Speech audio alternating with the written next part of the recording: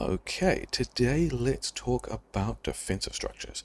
So in Factorio, the flamethrower turret is widely and quite appropriately regarded the best defensive turret in the game. They're pretty low on the tech tree. They take only iron ore to build in the form of like steel and engines or pipes, but whatever, it's iron ore. They do fire damage, which biters don't have resistances to. They do area of effect damage, which is great because biters will swarm in, and they leave fire on the ground, which is also great because biters are still swarming in. But other than this example that I editor moded in to talk about, I don't have any flamethrowers in this defensive structure at all. This is all laser landmine. So let's talk about why not. First of all, is no flamethrowers a deliberately bad decision that I'm going to struggle to work around, like the tiny city blocks that always get in the way of my builds? Let's say no. I think let's not say that the laser turret landmine is the best possible thing I could be doing, but I think it's going to be doing everything I need it to in this situation. And this situation is, first of all, bots are building all these patterns. That's one of the considerations. Second of all, it's a ribbon world. We'll definitely talk about that in a bit. There's also a mod in here, which is why these flamethrowers have got some extra fuel types, but whatever, it's fine. The mod is not going to make a huge difference here.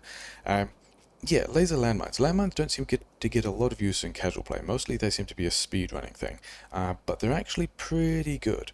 The reason you want landmines, yeah, the reasons I want landmines and lasers is that you definitely want some kind of AoE, because biters don't attack one at a time. They attack in like groups. They attack in swarms. Yeah, swarms like this. So you've got to have something.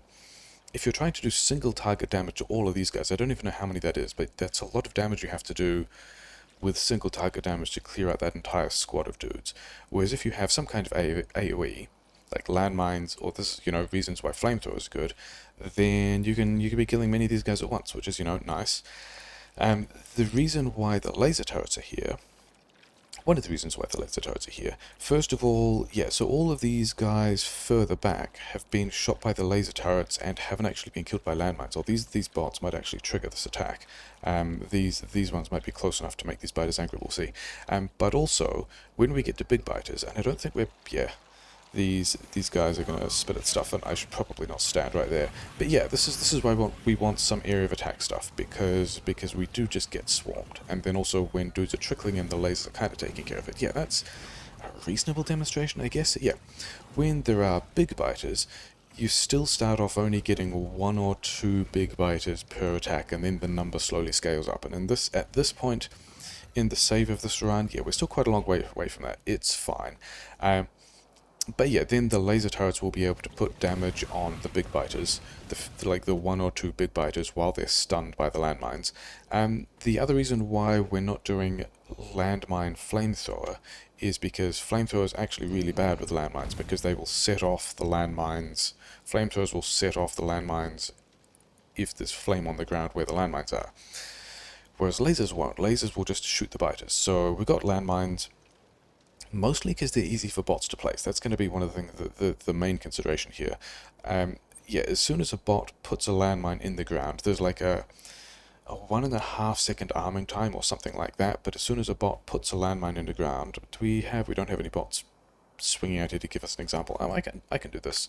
Yeah, landmine goes in the ground, has a little animation, yeah, pops into the ground. Now this landmine is armed. That is a valid defensive unit structure all by itself.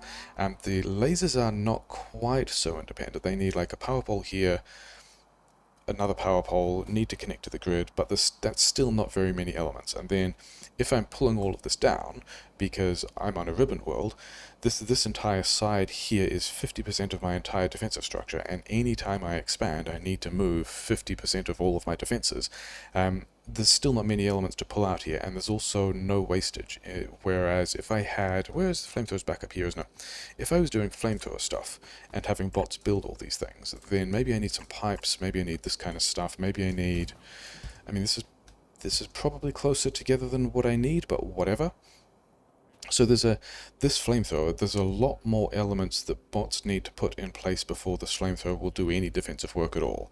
And kind of the same thing with turrets. If I had turrets, let's at least line them up. Then I'd also need some inserters to be putting bullets into the turrets, I'd need belt.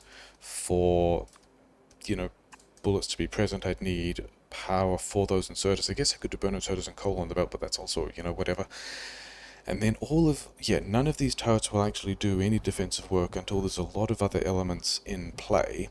And also, then that's a lot of other elements that are just sitting around that when I alt-D this stuff, I either lose all the oil or have to have another plan to pull all the oil back out of the fluid network, or, you know, have to get that over with a train anyway and have to bring all the bullets in, and have to have bots fly out to pick up all the bullets from the turrets that were there. And I think like the big disadvantage of this Ribbon World at this point is Ribbon Worlds. The mall is so far away and the bots have such a long time to travel here. Yeah, mall is all the way back down here somewhere. That's a long way for bots to be pulling, you know, a lot of ammo items. It's also a long way for bots to be bringing landmines, which is the other disadvantage of how this is working at the moment. Like, it takes quite a while for bots to get out here and put all these down, but mostly okay. Again, not the best thing we could be doing. I could even, I don't have buffer chests yet, but I could have like a box of landmines up here. I might do that later.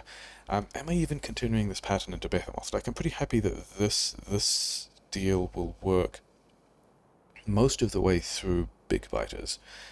Maybe with enough upgrades it would also hold Behemoths, but at that point we'll be far enough into doing other things anyway. So that's generally what we wanted to talk about today. Flamethrower turret's pretty good.